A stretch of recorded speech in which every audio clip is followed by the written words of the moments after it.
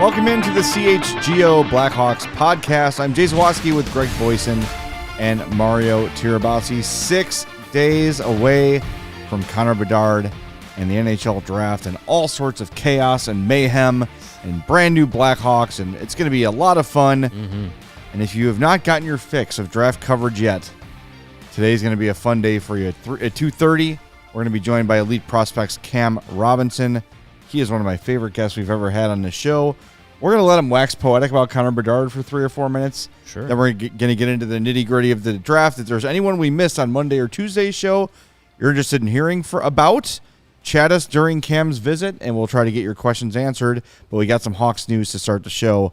First, make sure you smash that like button on YouTube. Make sure you are subscribed to our YouTube page. Make sure you are following or subscribed on your preferred podcast app and all the podcast apps. Download them all. Subscribe on each of them, and then listen whenever you want and leave us 5-star reviews wherever we'll accept it. We would like that. We should also remind you, as we are 6 days away from the NHL Draft, we are 5 days away from our arrival in Nashville, Tennessee. Join us at our Hopsmith event on Tuesday, June 27th for a happy hour and meetup before the Hawks make history. Each ticket includes all you can drink from 1 to 4, food, and our new draft pick t-shirt. When it becomes official, you'll get 20% off, as you always do if you're a diehard, and there's regular tickets available as well. Go to allchgo.com to find all the details on our trip to Nashville. Cannot wait. We are going to be all over Connor Bedard, not physically, all over the coverage of Connor Bedard. Hey, I can get past security. I'm shifty. You're the youngest of the three of us. It would look least creepy if you were doing it. We should not pull up in our travel van, though. That probably wouldn't be great. No. Hey, Connor, you want to come in a van? We'll leave the CHGO RV. We'll leave it at the Airbnb. I got a sign that says free puppies, too, so I should leave that on. Yeah, well, you never know what you might find. Free candy won't work on him. He doesn't like candy, so. Free protein shakes. There you go. There you go. Free kale protein shakes. Yeah, exactly. We do have some news. Huge news. I mean, wow. Joey Anderson signs a 1-year, 2-way contract with the Hawks.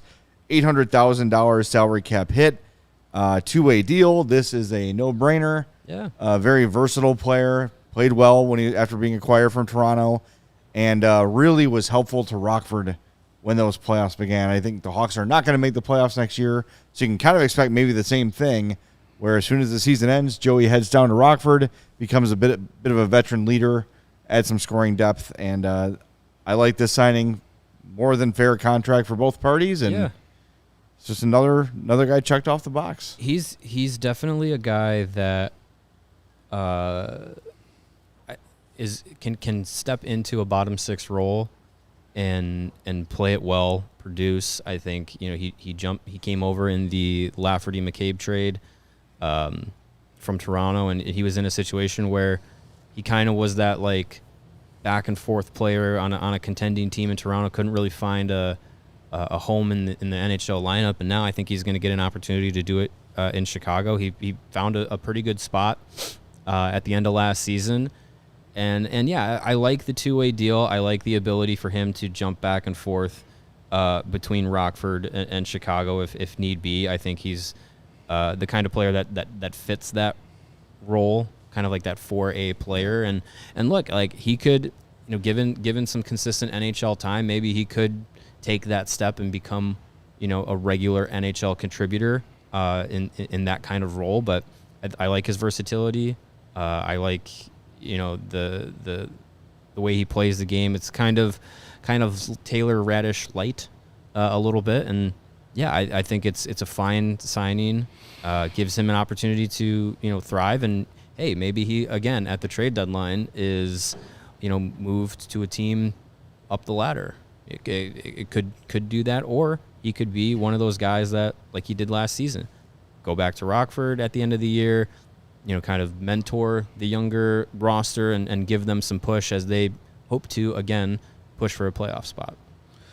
Yeah, you can't really complain about it. As our buddy Ben Pope of the Sun-Times tweeted out this morning, Anderson was a guy that Kyle Davidson's had wanted to bring in for a while. So it was a guy that he's targeted as someone that fits what he wants to do. So, he went out and made sure he was part of that deal with Toronto, and he played well with the Hawks. There's nothing flashy about his game. He's not going to be an NHL All-Star anytime soon, but when those last few games of the season, after the trade deadline, when he put Anderson, Jujarkara, and Boris Kachuk together, the Sweet Caroline, they were the most effective line the Hawks had those last dozen games of the season. Dare I say, Joey Anderson is one of the best, if not the best, forechecker on the team. He's relentless, ton of energy, physical. Will score a goal every once in a while. Can kill penalties. Sure, $800,000. Sign me up. Why not? Pocket change. Is he going to be a foundation piece? Is he a guy that's going to be a cornerstone of this franchise? You build around? Yeah, probably not. Most likely not. But for what you're trying to assemble for the 23-24 season, fits well. Yeah. Good teammate. Luke Richardson likes him, trusts him. And, Luke Richardson gives his seal of approval. You can bet that those guys are going to stick around, i.e. Jared Tenorti. It seems like, and maybe this is just me, I don't know. It seems there's more to him maybe. With more opportunity, with more ice time, I feel like he could become more of what we've seen from him in his career so far. He was buried in Toronto, played a bottom role in Chicago, arriving late. I don't know, maybe he's a guy in a pinch that gets a spot in a top 6 here or there. I'm not saying he's going to be a 50-point guy by any means, but I think there's a little more to him than just like some replacement level fourth line plugger. Yeah. He seems to have more to his game than that, a little more offensive touch than that. So again, I'm not projecting him to be any sort of consistent, reliable scorer, but I think he is more than just like we saw the team made up of last year, was just kind of like insert bottom 6 guy here and they'll be perfectly fine and not really give you much of anything one way or the other. Yeah. I think Joey Anderson seems to have a little bit of upside. Yeah, I would agree. I think there's still some more to his game that he can tap into, and yeah, I mean this roster as it gets constructed over the next 2 weeks, 2-3 weeks. Maybe there is an opportunity for him to play a more elevated role depending on which RFAs the Blackhawks bring back, which free agents they look at, what kind of trades they make in the next week or so at the draft, and once free agency opens, it'll be interesting to see how everything shakes out. But I think given the situation that the Blackhawks are in right now, as it currently stands, yeah, I mean, I wouldn't mind Joey Anderson getting an opportunity to play elevated role, more consistently on the third line, maybe get up to the second line a little bit, give him some different responsibilities. Much like last year was, this upcoming season is a good opportunity to, experiment a little bit, see what you have in some of these players that are going to still only have, 1 or 2 years left on their contracts, and see if you have anything in them, because you're not going out and restructuring your team through free agency and trades completely this summer. You might have more of that next summer. So give some of these players like Joey Anderson, like Mike Hardman, like Luke Philp, an opportunity to see if you have anything in them. We assume Philip Kurashev is going to get a decent contract extension. He of the RFA status currently. Maybe Austin Wagner is a guy that they give back. We heard from Scott Powers today, Anders Bjork will not be getting a qualifying offer, although it doesn't necessarily mean that he won't be back with the team. Just means they're not going to spend $1.8 million just to bring him back. So yeah, I think guys like that, it's a perfect opportunity for them to fully see what you have in them and see if there any reason to invest in them moving forward beyond this year. And at the end of this season, Joey Anderson still an arbitration eligible RFA, so it's not even like he's getting to UFA status or anything like that. Yeah, it's one of those, just kind of when you saw the deal made, it sort of felt like they had him. It wasn't just a throw in. Yeah. It felt like they had a spot for Joey Anderson. So we'll see. and maybe he's flipped at the deadline. I want to address, there's a conversation going on in the chat here. Bedard's burner sort of kicked it off and took issue with Greg calling it, saying that next year is not a tank year. I don't think it is. I think Connor Bedard arriving eliminates the need for another tank season. There's still going to be a lottery team. They're not going for the playoffs next year, but they're not Right. going to go balls out for number one again. Exactly. It's not going to be scorched earth and Connor Bedard. No, they're definitely want to get another lotto pick. There's no doubt about that, but you're not going to go all in for number one. And, last year you had like major pieces to sell off. This year you don't. There's no Patrick Kane to trade. There's no Jake McCabe to trade. Well, there's no Jonathan Taves to they're also potentially trade. not here, and they were here last year. Yeah, and that let's makes be your team honest, worse. even with Connor Bedard, last year's roster was better than what the Hawks have today, even plugging in Connor Bedard. Right. Yeah. Like, last year's roster was better. Now, maybe Max Domi comes back. Maybe, Elliot Friedman's little rumor, whatever you want to call it, about Vladimir Tarasenko has some legs to it, and they sign him somehow, right? Like, okay, then the conversation begins, which team is better? Either way, it's going to be a bottom finishing year. I don't think they're the worst team in hockey anymore, but bottom five is definitely, I think, in the plan than expected. By the time we're blowing off fireworks on July 4th, we'll know if this upcoming season is going to be tank season or let's see what we have, and maybe we finish bottom three, maybe we finish 10th from the bottom. And when I say it's not, when I've also said it's not going to be a tank season, I also meant on this show. We are not going to wring our hands Oh, hell no. over every freaking loss. We're not going to do tank standings. We're not going to do that this year. So, I don't care about next year's number one pick. We haven't even made this year's yet. Who could it be? So we got the ultimate prize. We got Connor Bedard. Let's enjoy that. Let's enjoy the rest of these great draft picks we're going to be picking here in a few days. Yeah. And then let's worry about the 2024 NHL Draft in 2024. Let's enjoy a season that actually going to have players that matter. We're going to get a full season of Connor Bedard. We're going to get a full season of Lukas Reichel. We're going to see some of these young defensemen get a chance. Yep. As the season progresses, we're going to see some of these kids in Rockford, Nolan Allen, Ethan Del Masters. We're going to see Drew Comezzo. We're going to see them at the professional level and see their progression. That's exciting. I'm not going to sit here every night and worry about where the ass jackets are and what's I'm going not on. I'm not bemoaning a win. I'm not doing that again. Absolutely No, not. I'm going to celebrate a Connor Bedard hat trick and a win over the Philadelphia Flyers or whoever it is. We're not doing that again this year. It was worth it. Yeah. It paid off great in the end, but I'm just not I literally from February to the end of the season, I dreaded post-game shows when the Blackhawks won. I'm not doing that this year. No. So absolutely not. that's what I mean. Why it's not going to be a tank season on the CHGO Blackhawks postseason show If they because win, that be wasn't excited. fun. Yeah, if they win, be excited, because more likely than not, the reason that they're going to win games next year, Connor Bedard is going to be involved in that. Lukas Reichel is going to be involved in that.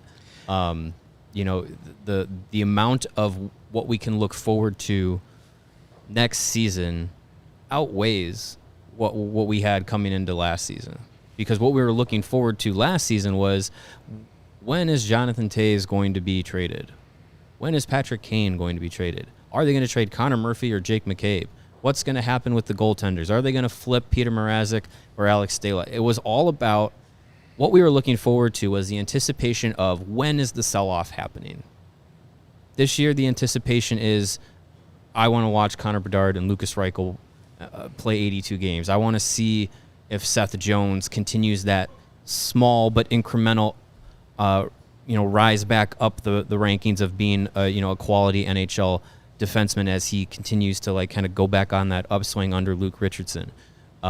What does Luke Richardson do in his second year? Is he able to have that same culture in the locker room? Is he able to have that same effect on the team where, maybe they're out-talented each night, but maybe they outwork a team that's sleeping on them and get a win? And I think this season, less teams are going to sleep on the Blackhawks because A, Connor Bedard, and B, because last season when everyone just assumed you could walk into Chicago and walk over the doormat of the Blackhawks, a lot of times those games the Blackhawks won, or they were close, competitive. So they were competitive. Ask the Pittsburgh Penguins how that worked out. So ask Boston Bruins how that worked out. The frauds. So yeah, I think there's going to be so much more to look forward to this year on a positive side than it is going to be looking forward to things that are going to make us all miserable. Right. And I think we're going to see the way this team is built this year is not going to be designed to finish last again. Yeah, because not every short-term contract is, we're going to flip them. We're going to flip them. It just might be the nature of how, Kyle Davidson wants to kind of structure the contract, structure the team so that he's not committing to so much money going into next summer and the summer after when there's supposed to be some pretty big fish in free agency. Yep. Lots of storylines going into next season. Next week. Yeah. But heading into the next season, there'll be lots of storylines, and there'll be fun, positive storylines. There'll be storylines that instead of an ending are like a beginning to a new book. Like exactly. We had a lot of endings last year. Last season was all about the end of the Stanley Cup era, the end of Patrick Kane's time here, the end of Jonathan Taves' time here. Host's jersey. Like it was the last nod to that great era. Yep. This season's about starting the next one. Yep. And I'm looking forward to that. I'm excited. I said it yesterday. I drove by the United Center and looked at it longingly, like, let's drop the damn puck. Mm-hmm. And this for a team that's probably going to finish bottom 5. Because I just want to see, like you said, the next part is here. Like, this is like, what was it, like the 2014 Cubs, right? Like, when the pieces started arriving, like, oh, okay, I see that in a few years this could become something really good. And they're going to come, more and more are going to come. You know what I mean? Like, it's in that exciting, like, 08, 09 part of the Hawks where you're like, oh, boy, this is the next big thing. Like, we're not quite there yet with the Hawks. But you can see from a distance, you can see that spot. I mean, yeah. Though that kind of season is that kind of season is approaching on the horizon much faster than it was before May 8th. The shortcut. So there he is. Absolutely. All right, I need to go on a bit of a rant before Cam Robinson joins us. What do you want? Well, I was just gonna say, someone in the chat, I believe his name is Snake, with the avatar of Snake, Silent Snake from Metal Gear Solid. Oh yeah. Asking about Fanatics jersey sizes for Bedard. Just for reference, I wear a 52, which is equivalent to a large, and I am 5'9", 180 pounds. That's so, I think that's a 54. 54. Which would be the equivalent of an XL, and I am 5'10", 236 of solid muscle. Sure. As long as I don't move my laptop. I wear a 58 because I'm 6'1" and fat. So there you go. There's your sizing chart. For your reference. I'm not going to try and sugarcoat it. It's already sugarcoated enough. Yeah, we've been sugarcoating it for a long time. That's the problem. My skeleton is sugarcoated. Anyway, I want to tell you about my alma mater, Lewis University. As I always do, I have the shirt with me. I carry it with me so I can let everybody know where I went to college. And if you're looking to get back into school as an adult, Lewis is the place to do it. Students just like you with full-time jobs, families, and full-time sports fandoms, you can go back to school and earn a respected degree from Lewis University. They're 35 miles southwest of Chicago in Romeoville. Ranked as one of U.S. News and World Report's top-tier colleges, Lewis partners with numerous employers for tuition discounts and offers evening, online, and blended formats to help you balance work, family, and education. And the faculty, like I used to be, brings real world experience, like I did, and instruction to the classroom, which is immediately relevant to your career. They offer career support and academic resources for all students. If you're looking to complete your bachelor's or master's degree, or even enroll in a professional certificate program, Lewis has the right program for you. They offer several career-focused programs that will set you up for success. And we've been talking about a couple different ones as the weeks have gone on here. But the Criminal Justice Public Safety Program, grad program at Lewis, is top-notch. First responders receive 20% off tuition discount, and tuition's deferred for 6 weeks after the end of each class. Undergrad-wise, the Criminal Social Justice Program is outstanding as well. I know several high-up firefighters and police officers who went to Lewis for their degree and have moved up very quickly in their fields. It is a great place to advance your career. Discover how a degree from Lewis can help you build a better world. Learn more at lewisu.edu/you-can-do-this. Hey, you know what else you can do? What? You can check out ComEd for their energy efficiency program, and that's committed to helping families and businesses in the communities they serve, helping manage energy usage and lower energy bills now and into the very bright future. Yes, that is correct, Greg. ComEd offers a wide variety of incentives on lighting and other efficiency upgrades to commercial, industrial, and public sector customers of all sizes across their territory. ComEd also offers free facility assessments that can help find energy-saving opportunities, like for HVAC systems, commercial kitchen equipment, or industrial processes. Please explain to the hundreds of listeners who have not hit the like button yet how this works. Hit it. I will explain it to them while they're hitting the like button. An authorized engineer will work with you to develop a detailed assessment plan specific to your goals and needs. These can be done in person or virtually and last approximately 2 hours. Within 3 to 4 weeks, customers will receive a report detailing energy efficiency projects that they can start working on immediately. Each recommendation will include estimated energy savings, cost savings, project costs, potential incentives, and simple payback. So if you own a business, do not wait. Get started saving money and energy, also known as Monergy, today. For energy saving tips, lighting incentives, or to schedule your free facility assessment, write this down. Go to ComEd.com/poweringbiz, B-I-Z. I didn't get a pencil fast enough. Did you say ComEd.com/poweringbiz? Greg. I did say ComEd.com/poweringbiz, B-I-Z. Schedule your appointment today. All right, I promised a rant, but Cam Robinson is standing by, so I'm going to make it short. There is no one in the hockey world that would choose prime Pierre Turgeon over prime Jeremy Roenick. I don't want to hear it. It is complete bullshit. If Pierre Turgeon is in the Hall of Fame, Jeremy Roenick should be in the Hall of Fame. I know he has said some controversial things. He has disappointed me many times in his post-playing career. But damn it, there is no player in the 90s that more exemplified 90s hockey than Jeremy Roenick, laying people out, scoring 50 goals, huge celebrations. He was brash. He was outspoken. Look, was he perfect? No. Did he rub people the wrong way? No. Is there any other teammate I'd rather have in a game that mattered? No. Jeremy Roenick is a damn Hall of Famer. Fight me. I don't care. All right. I will not He be was born in fighting you. Quebec. He'd probably already be in. Yeah, of course. Of course. All right, let's bring in our buddy from Elite Prospects. It is Cam Robinson. Follow him on Twitter at hockey_Robinson. Cam, can you give us like a good 3 minutes on why Connor Bedard is so awesome? Sure, I could probably give you a good 3 hours on why Connor Bedard's so awesome. How long can the show run? We've said it all before. We've heard it all before. He is a supremely talented player that also has this like insatiable thirst to have the puck, to win games, to dominate. He's not one of these guys that owns all the skill in the world and then, is out there floating around. He's not Alexei Kovalev or Alex McGillney, these guys that could frustrate you with all the skill, but not all the effort. He's got the passion. He's got the hunger.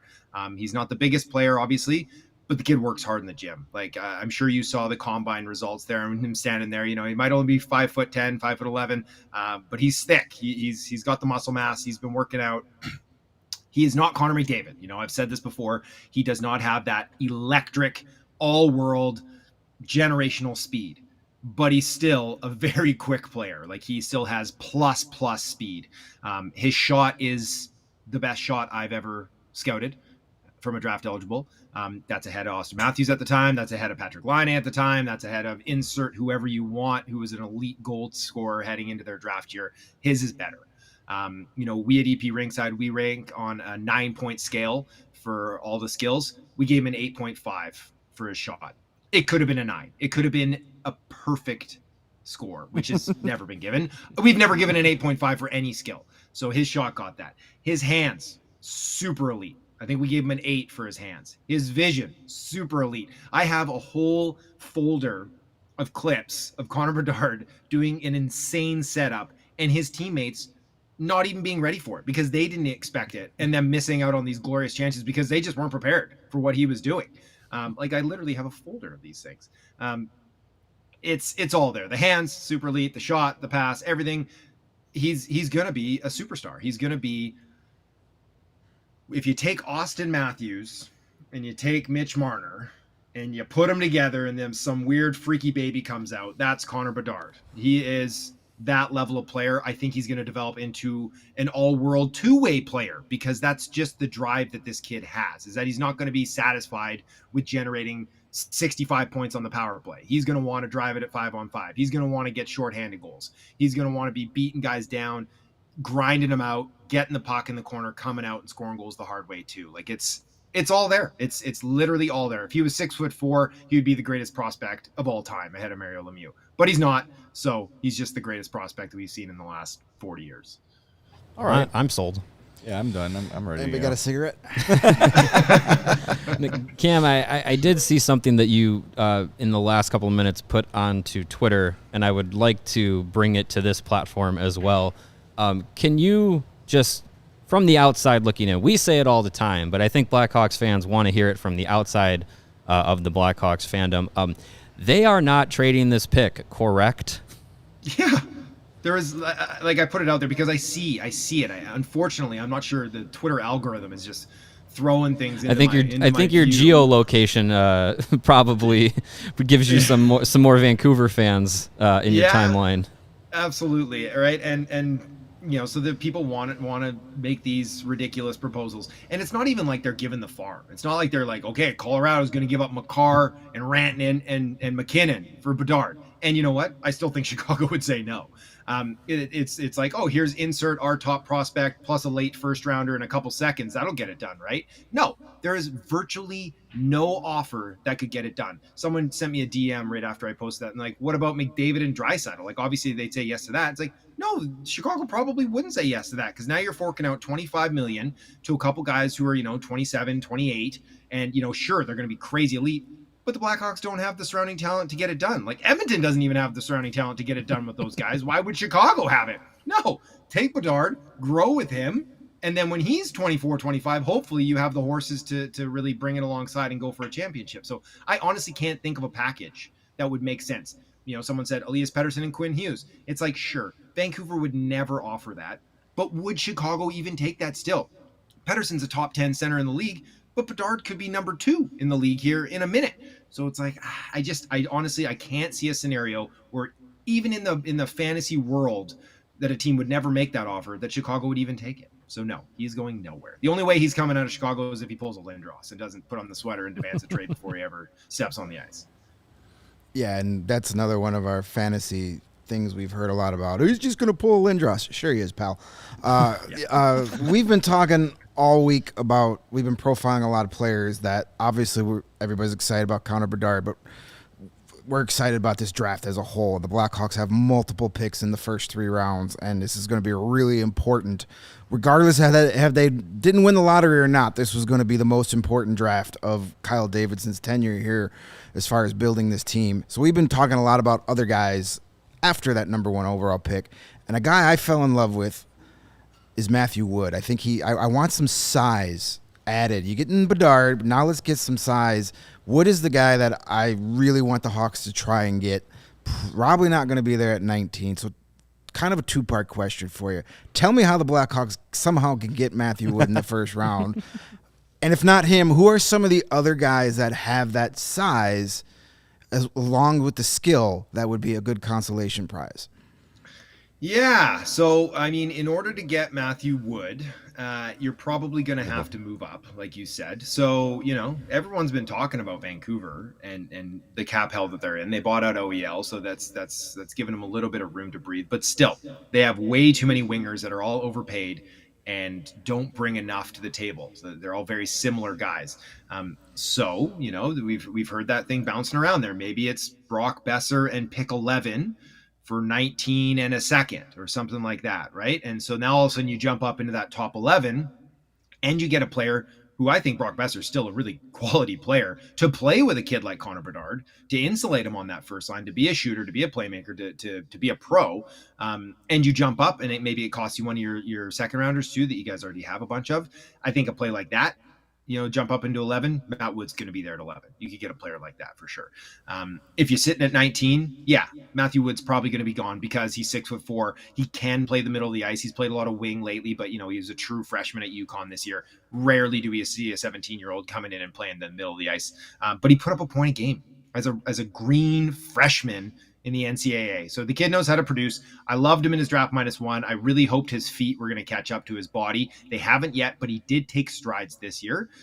So I think he's an upside pick. But if you're sitting at 19 and you want some meat and potatoes, you want some bigger guy, look at a kid like Samuel Honzek coming out of the Western League. Vancouver Giants probably would have been the WHL Rookie of the Year if he didn't get injured. He's a power center. He's got some skill. He's got some two-way ability. If he could start to handle pressure a little bit better, and instead of just turning his back to it and protecting the puck, welcoming it and using some of those puck skills he had, like, look out, he could actually be a top 6 center and a real contributor. So, that's the player you could look at. Excuse me.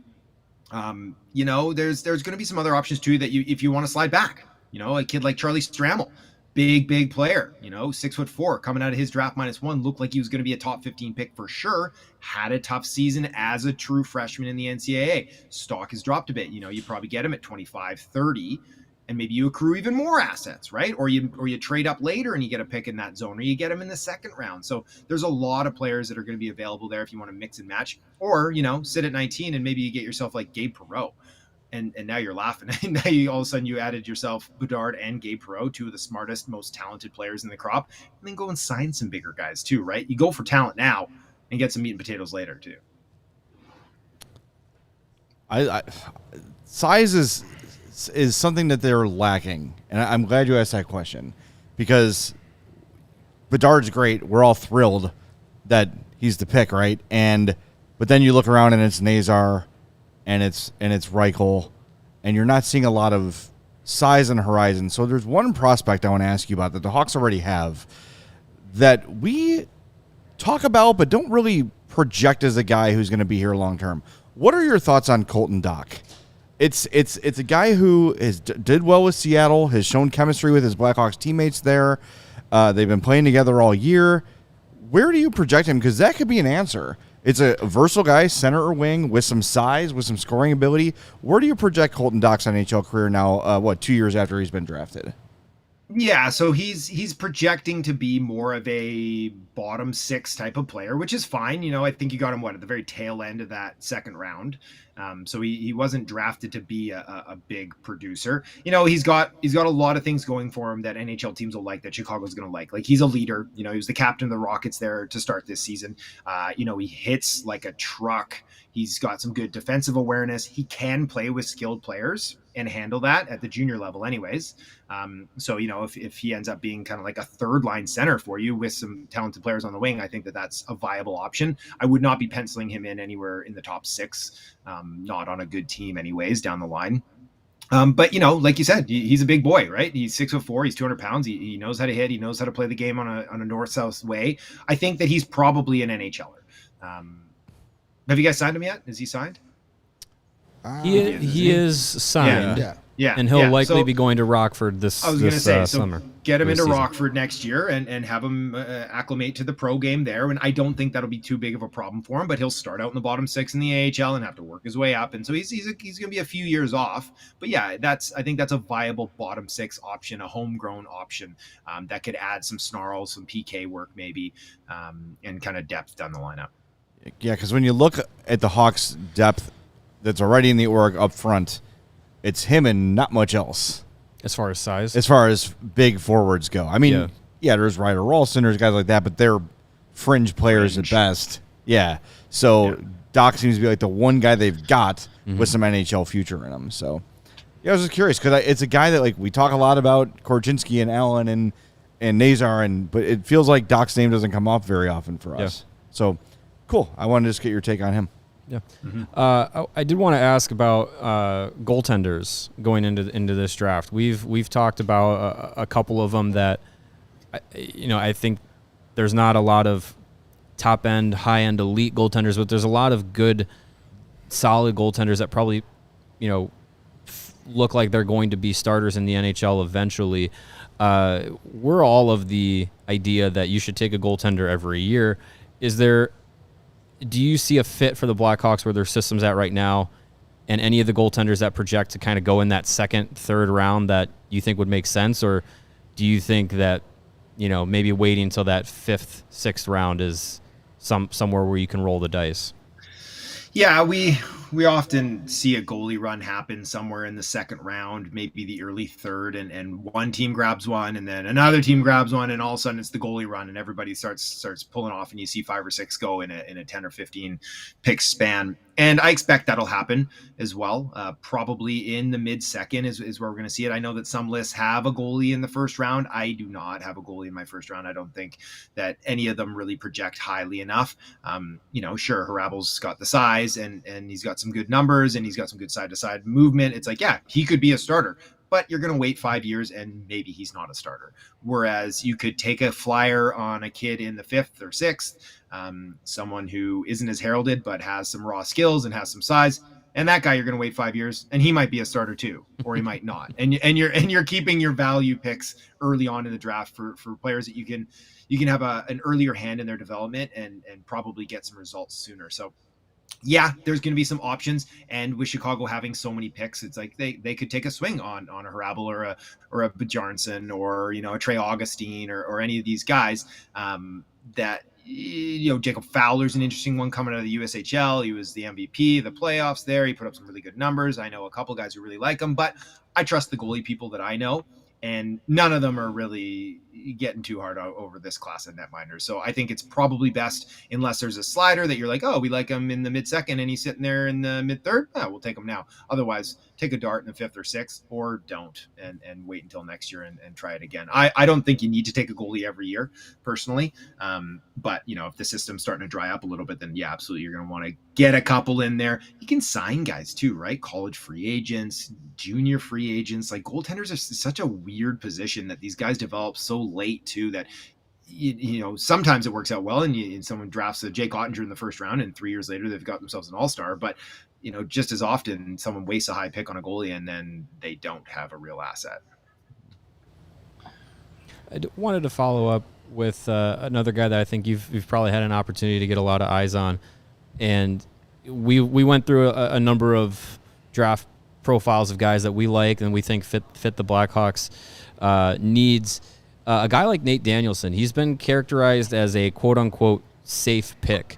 But is that kind of the wrong way to look at it? Because safe pick means, yeah, he'll be a good NHL player. What do you see from Danielson? I get asked this a lot because of where I live, Vancouver, and there's been a lot of smoke that the Canucks like him at 11. And I've had scouts tell me early on in the year, like, this guy's going to go early. I can't fall in love with him. I really have a hard time falling in love with the player. He's one of the oldest players in the crop. So, I look at his draft -1 season as closer implication and reflection of what a true draft eligible kid would look like. Pretty medium for me, his draft -1. This year, not playing on a very good team. I believe he was the captain of that club too. And he put up some good points. He put over a point a game on a not a very good team that doesn't score a ton. So, his production was strong for his situation. He's got good speed, especially coming off the rush on an arc. He can let it go. He's not overly creative. He doesn't set up his shots with great head fakes in his quick hands. He's not really darting inside, outside. He plays a pretty straight up game. So yeah, I think he's a center, and I think he's an NHLer. Whether that's a 4th line center or a 3rd line center, I don't know, but I think it's going to be one of those two things. I don't see a top 6 future for him, and I might be wrong. I've been wrong before, and some teams really, really like him, and it sounds like he's going to go earlier, much earlier than I would feel comfortable taking him at, because when you're picking in the top 15, I want to take a swing. I want to bet on a kid who, yeah, maybe it doesn't break right, and you've lost yourself an asset, but maybe it does, and you've got yourself a real interesting player that can handle himself in an offensive role and put up some real points and really drive offense. That said, I do recognize the value of a really strong 3rd line center. So if that's what the team believes he could be, this could be our matchup guy down the road who could drive play a little bit and stand up defensively and really, burden the other team's top offensive forwards. There's a lot of value there. So, if that's what a team believes and they want to take him at 15 or 16 or something like that, go for it.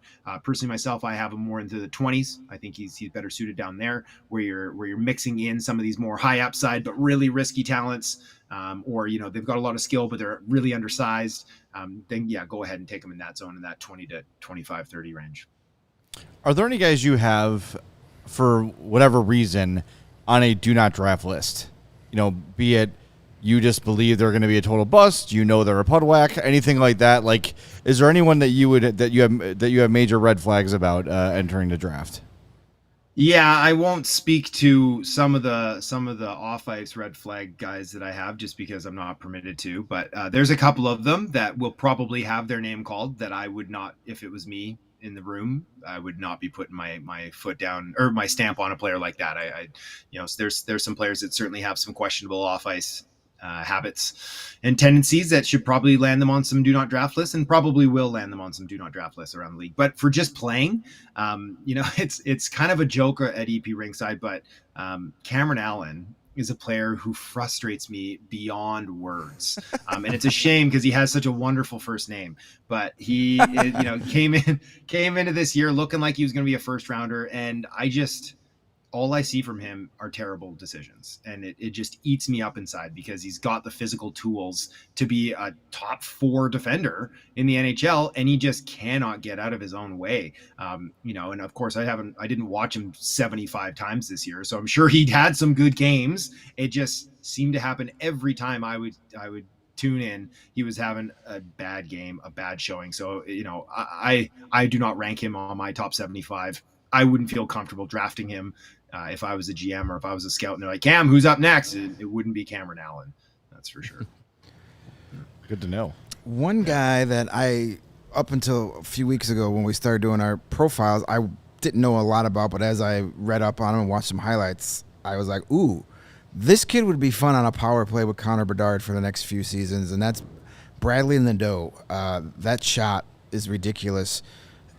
What do you think of his NHL future, and will he be available with maybe one of those early second-round picks the Blackhawks have? I think that there's a very good chance that he could end up there. Yeah, I think that he could go late in the first round too. It's always difficult to draft out of these tier 2 junior A leagues because the competition just isn't there. Like, he played for the Penticton Vs this year, and I don't have their record in front of me, but it was something like 53-1 for the year. Like, disgusting. They almost swept their way through the entire playoff round. I think they ended up losing one game. He was the leading scorer of the league. He was the leading scorer of the playoffs. He was the MVP. He is a really good looking player. He actually measured a little smaller than I expected at the combine. He's kind of got a stand-up skating style that maybe makes him look bigger on the ice. But the kid's got a rocket of a release. Like, I'm talking top 5 in the class, his shot. He's a good playmaker too. He's got good hands. He's going to take a little bit because he's coming out of the BCHL and he's going to go to college, and I expect he'll play a couple of years of college. But if you're looking at historic trends, like he outproduced what Kyle Turris did, what Alex Newhook did. Like, he put up some serious numbers in the BCHL, and I think he projects well. I think that there's a kid that I've got just outside of the first round on my board, and I'll release it on Saturday, and so I'll probably stay up all night and just do little finicky stuff on it here and there. So maybe he ends up at 32. He's sitting 33 on my list right now, so just outside of that first round. And yeah, I think that'd be a terrific pick early in the second. If he's still there on day 2, I don't think it'll be for very long. All right, since we're all asking about our favorites and the guys we've identified, one guy I really like is a later round pick. Not later round, like second, third round pick, is Anton Whalberg, the big Swede. I know he's got some very raw skills. What do you think of his game, and could you see him being available when the Hawks pick in the second round?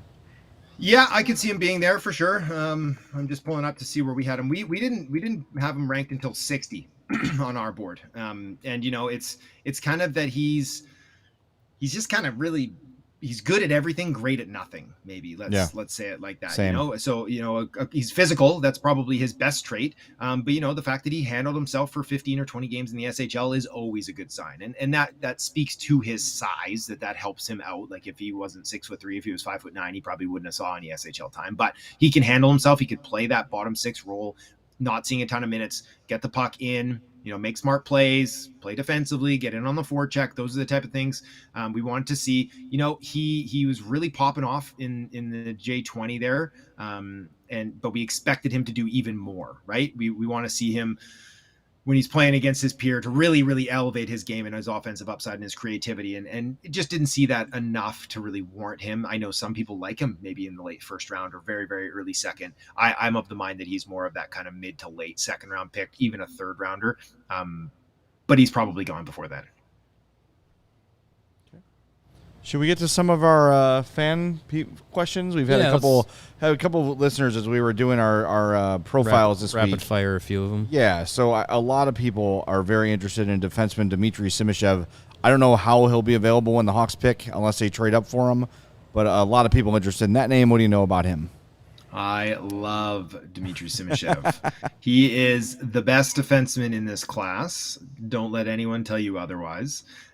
He is 6'4". He skates just beautifully. Like it is enthralling to watch. It is mesmerizing, this guy, because he doesn't look like he's going all that fast or all that hard, but the legs is just this long fluid stride that generates so much power. He's elusive on the retrievals. Guys try to touch him and he's just shake and bake, and he moves the puck really, really well. His first pass is clean. He defends the rush very, very well for his age. The kid played nearly half his games in the KHL this year, defending KHL forwards off of the rush and holding his own. Not only holding his own, but he was doing well. So, the big knock on him is like, where are the points? And early on in the MHL, he was just like completely snake bitten. He should have had way more points. I think he had like 1 assist through the first like 15 games in the juniors. And it's like, oh man, this guy can't put up any points. But if you watched him, he's creating. He was just getting completely unlucky. Then he rattled off, not quite a point per game, but nearly through the back half of his junior season. And then, KHL defenseman seeing 6 minutes a night, you don't expect any points. But let's say the points don't come, that he ends up being a guy who puts up 12 or 15 points in the NHL. He's still probably going to be an all-world stopper. You could still have him on your top pair, and he could just be out there making everything look pretty and stopping everyone who comes down his side. So I've got him number 8 on my board. I think he's a tremendous talent. I think he's going to go in the mid first. I would be upset if he's there at 19. I will be banging the table in Nashville, being like, somebody pick Dmitri Simashev. If he gets by Calgary at 16, if he gets by Detroit at 17, like, I don't know what's going on, but he shouldn't. So if he's there at 19, Chicago better sprint up to the podium and grab him. All right, next up, Dalibor Dvorsky. Yeah, I like Dvorsky. I did the film room for him for EP Ringside, which means I watched way too much of his tape. He's a good player. He is strong. He's a center iceman. He's got a pro body. He scored like 85% of his goals from the slot or the paint. Kid knows how to get into the hard areas. Played in the Allsvenskan, so used to playing pro hockey too. High-end puck skills too that he'll flash every now and again. Looked like he could have been a top 5 pick coming out of his draft -1. I don't think he's got that kind of juice now, but I know that teams love him. They loved him before he had the big U18s too. So he was probably already going to go top 10. Then he had the big monster U18s. I'll be surprised if he's there past 7. Samuel Honzek. Yeah, mentioned Honzek there before. So, really, really strong rookie season for the Giants before he got injured. Came back, not as great mobility there with the knee injury. Got to hope that that's going to get cleaned up here with some rest and recovery. But big boy, plays in the middle, got some hands on him, can distribute the puck, good rusher. I think has a really strong middle 6 future ahead of him. And I know everyone's really interested in Andrew Cristall. Good friends with Connor Bedard and one of the most polarizing prospects of the draft.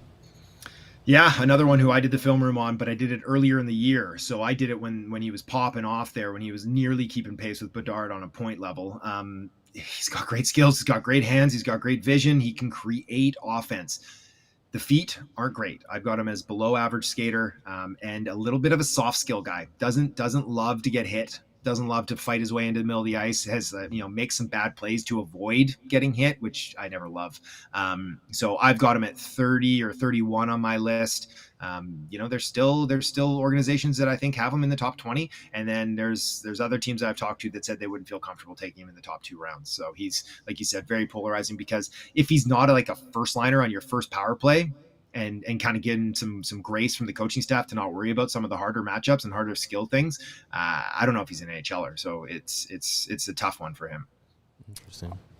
I got one more. Yeah. Oscar Fisker Mølgaard. I like him too. One of my favorites, actually. So I'll pull it up here. I think I've got him 20, which is maybe the highest of anybody that I've seen personally. Yeah. So he doesn't blow you away with individual skill. It's more of like the sum of his parts is where he gets his value from. So he's a plus level skater. He attacks the middle of the ice through the dotted line. He can open up space for his mates. He creates changes lanes through his speed changes, gear changes. Great on the forecheck. Takes really nice, strong routes to disrupt the defenders and create turnovers or force them into trouble. In the defensive zone, he recognizes threats. He clogs up lanes. He disrupts opportunities. He played, in the SHL for a good chunk this year too. He played at the Men's World Championships. He's got good maturity. I think there's also more upside there offensively. I think that he's been tasked with some more defensive roles and playing up levels. That's what you're going to be when you're 17 playing pro hockey. I think there's more baked in there. I think that this kid could be a top 6 center option for a team that you're going to get maybe on day 2, probably on day 2. But I think he's a first rounder for sure. All right, last one for me. Who do you think is going to make a big jump, maybe unexpectedly, and who do you think might fall unexpectedly when Wednesday arrives? I don't know how unexpected it'll be if he falls, but I'm going to be super pissed off when Zach Benson falls. And I think that there's every reason to believe that he's going to be there outside of the top 10, and he shouldn't be. So that one, I think, is going to be – some team's going to get a home run pick outside of the top 10 if he's still there. So for me, I'd say Benson. Another kid who maybe could slip a little bit is Braden Yager, which another one I don't think should. It's just that the hype coming out of his draft -1 was that he could be a top 5 pick. And then he moved full-time to the middle of the ice, and he made a concerted effort to add some more defensive ability and more playmaking to his game. And so he wasn't uncorking that wicked shot all the time. So his goal totals went down. His overall production went up. But teams, it sounds like some teams are sleeping on him. So, he could be around there in the 20s. And again, a team, like Minnesota or something, pick 20 or 21 is going to just be like, oh, thank you very much. Someone who could jump up, who's got a lot of helium, Tom Wielander. He's the smooth skating right shot defenseman coming out of Sweden. He's got some snarl too. Like he's 6'1" and maybe only like $175 or something, but like he hits hard. He, runs the stick down the back of the spine on the net front. He's got a little nasty to him. I like him a lot. Like I've got him in the top 12. I know most people have him probably in that 20 to 30 range. I could see him going in the top 10. So he's got some juice. He's got some helium. I'll say one more too is Nick Lardis, who's kind of like Braden Yager light. He's just a bit smaller, but he's got just a wicked release. When he moved teams there mid-season in the OHL, his point totals took off. His goal scoring took off. He had, a really strong finish to his year, and teams love to see that. They want to see that trajectory going up, up, up. And so he's another one that most are projecting to be a second rounder. I could see him slipping into kind of the late teens, early 20s too. Cam, it's been great, man. We love having you on. You're going to be in Nashville, you said? Yeah. Sweet. No, the three of us will be there too. Oh, beauty. We'll hopefully run into each other, and we appreciate your time as always. I know it's a super busy time of year for you, so it is peak Cam Robinson season, so we're happy to have you, man. Thanks for joining us. Yeah, thanks a lot for having me on, and hopefully we'll see you out there. All right, man. Thanks, That's guys. Cam Robinson from Elite Prospects. Follow him on Twitter at hockey_Robinson. Yeah, I envision us getting him back in sometime in July to tell us how good or not good the draft class was. How good it was. Yes. Yeah, Yes. I don't have. There used to be a time when I dreaded the NHL draft when it came to the Blackhawks because I knew I was just going to get frustrated and disappointed. And now it's like, give me all the picks. Yeah, Something interesting from Scott Powers' piece today in The Athletic. There are no players on the Blackhawks roster from their draft classes. I think it was 2018 down to 2006. Not one player is with the organization. It's not great. no, That's crazy. And there weren't a whole lot of those guys left to begin with. Right. I think we are getting the exact opposite of what we're used to. We're gonna see patience. We're already seeing patience. We're seeing stressing on development. Not get here now, and oh my God, help us keep this window pried open for us. Right.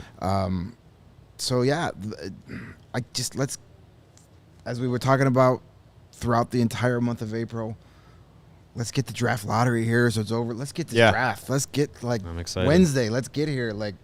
Monday morning, we're piling into a minivan and we're getting down to Nashville, and it's just going to be a great week, and just super excited for all the prospects that are going to get added to the system, in addition to Connor freaking Bedard. Yeah, I mean, it's nice. a very exciting time to be a Blackhawk fan, and there's our road trip logo for you, so you can join us Tuesday afternoon if you're getting down there early enough.